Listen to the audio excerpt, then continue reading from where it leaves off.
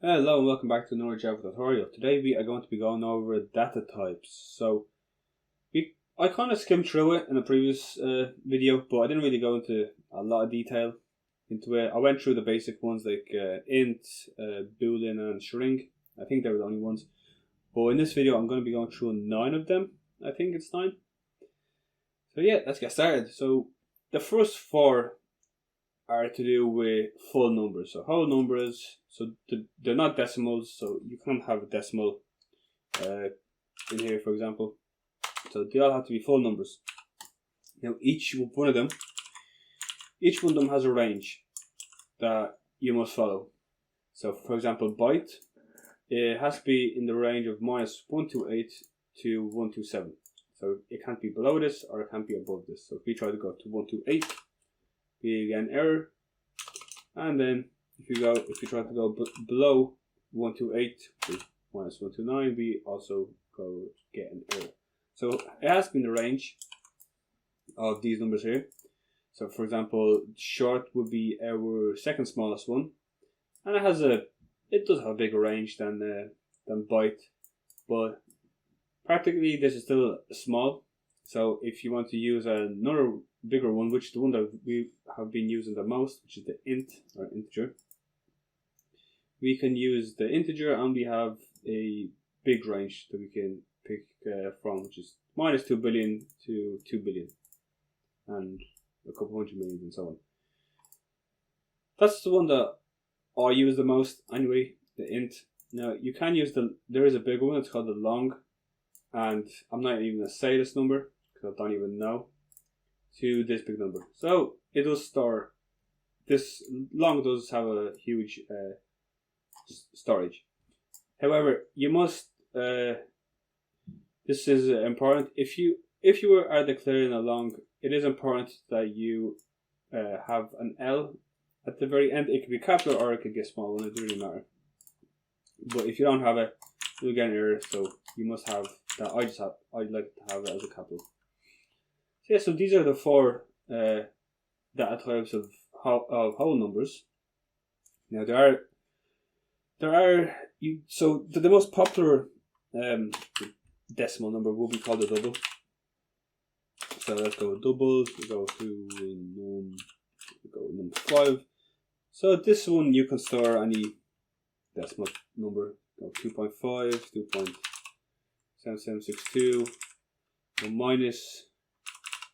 Yeah. So it's a very basic one. Double just stores any decimal number that we need. Next one, I went through this one, but I will go through this one again. It's called the boolean. So either it's a true or false statement. It literally stores just 1 bit. It's not even a byte, just 1 bit. So let's go is coffee. I don't know. We can set this to true. So boolean can either be true or false. It can't not be anything else. So if I set this to false, it is false. So boolean, it's either a 1 or a 0. So if it's true, you can count it. Okay, it's a 1, and if it's false, you can say it's a 0. So that. So sometimes you can use an int. You can set an int as a 1 or a 0, but you don't really. That's not the most practical way of doing it. You can I think boolean would be the best way of doing that. So it's either true or a false. That's just the way you use the boolean. It literally just stores one bit of data. Next one we are going to be going over is, so there is one that is in the middle here, but it's after the double. It's called the float, but I'll get to that at the end because there's a little bit more to do with that. Next we will do is a string, and I guess we can do name, and we'll do check. I don't know. Now, unlike the rest of these, string, this has to be a capital S, and so this is not a number. It's not a boolean. It's literally just a sentence or a word. So you can have spaces in this here. Is the name. So it's either a word or a sentence. Up to you, really. That's a string. I went through this I think it was my last video or 2 videos ago. You can check that out. But yeah, next one we have is a card. This is just a character. It stores a single letter or a character. If you go card, letter, and you can go. So you can see the string. We use double quotes, but with cards or characters, we have to use single quotes, and we can just store, let's say, A or Y. You can't store, with YT. It has to be one character. Now, you can use characters to store. So it's called ASCII values, ASCII values. I say. I will make a video of this. My next video will be on these values. So I'm not gonna go through it here because there is a little bit to go through. But basically, it's a big table of values that you can use and store as a character. But that'll be the next video, so I won't get too much into that now. But the last one thing that I'll go through is the float. So what is the float? The float stores a fractional number, basically, and it's sufficient for storing 6 to 7 decimal digits. So I will go through this. It might take a little bit of time, but I will get through it. So let's say we have a float. I'm going to get rid of all this as well, just so you can see properly how float works. Okay, so with floats, float is basically like a double. It's a way to represent a decimal number.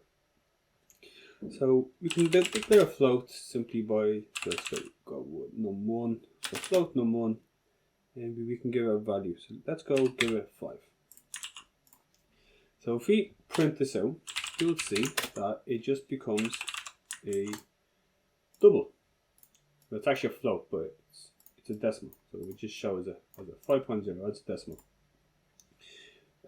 Let's say, but we actually want it to be a decimal. So let's go float num2 is equal to 5.5. So this will not work. We need to tell it that it's a float. So we add an F in there. We don't need to tell it to float, but we just need an F in there. And if you print out number 2, you can see we get 5.5. But we need an F. We can also do. This isn't required, but you can do it. You can do it. Let's say 6F. And then if you print that out, you get 6.0. But it's the same thing if you just do with L and F. If it's a full number. If it's not a full number, then you need to insert the F inside of there. So that's the first part of floats. Second part is it's okay. So this takes a bit of time. Basically, so a float can store a number as big as 7 full numbers, let's say. So if I have a float and we go num1, if I go 1, 2, 3, 4, 5, 6, 7, so we got 7. Let's say we do 0.5 F. And if we print this out,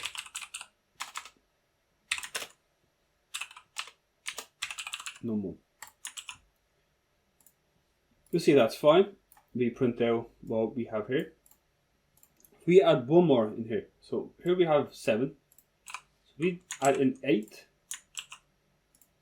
You can see it changes to this. Basically what happens here is it sees that there's more than 7 here, so there's 8. So what's gonna happen is it's gonna move this decimal place all the way over to here, and it's gonna tell us that there's 7 spaces after this point here. So we go 1, 2, 3, 4, 5, 6, and then the 7th. So it moved 7 spaces this way. So that's the max. But that's not actually the max. We can do this, and it'll tell us that move 10. But basically, it just tells us how many spaces this has moved all the way to here. And it will only do that when there's more than 7. So if there's 7, we'll just leave it. But if it's anything more than 7, so if there's 8 full numbers here, it will then represent it as like this. So it will move the decimal to over here, and it will tell us how many spaces it has moved to get here, which in this case is 7. That's the way floats work. If you have, obviously, let's say we have just one number, then we got point, and then we have a lot of these. Let's say we have more than 7 here. It will still represent it as the same. It will only store. It won't print out all of it. It will only print out 7 of this, not including the first full number. So that's the way F works, or floats work. There's a couple more things with that, or with floats. Let's say we have this number. Actually, this is not the best. Yeah, I guess we can use this number. Then let's say we have. So, I guess the biggest float number that you can have is. Okay, I have it written down, so I just need to copy it. So this is the biggest one that we can have. 401 298 46 4324 1707, and then we do E45F. Obviously, this is the biggest float number that we can have. No, sorry, that's the smallest float number that we can have, and then we have this is the biggest one. So this is the range of when you're working with float. This is the smallest one, and then this is the biggest float number that you can have, just so you are all aware when using it. And I guess the very last thing to do with floats would be, so the way you write so there's a way that you can write it in a float in scientific notation. So what I mean by that is, let's get rid of all this. Say we have a float num1, and we equal this to, I don't know, let's do 3417.5 F. So this will just print out just the normal number.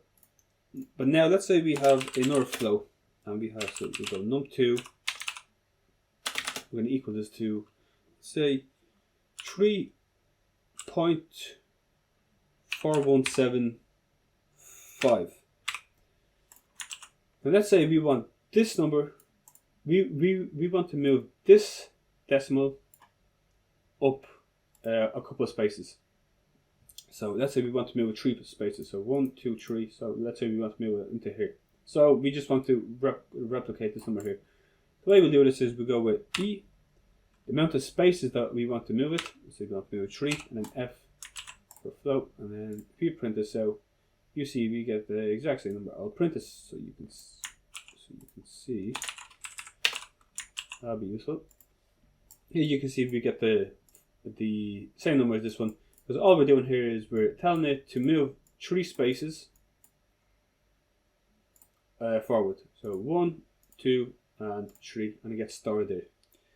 So that's basically floats and all the 9 data types. I did make a few more videos going more in depth into like strings and all that. So if you want to check that out, you obviously can. I think that was like 2 videos or 1 video ago. So give that a watch, and I'll see you later. Peace out.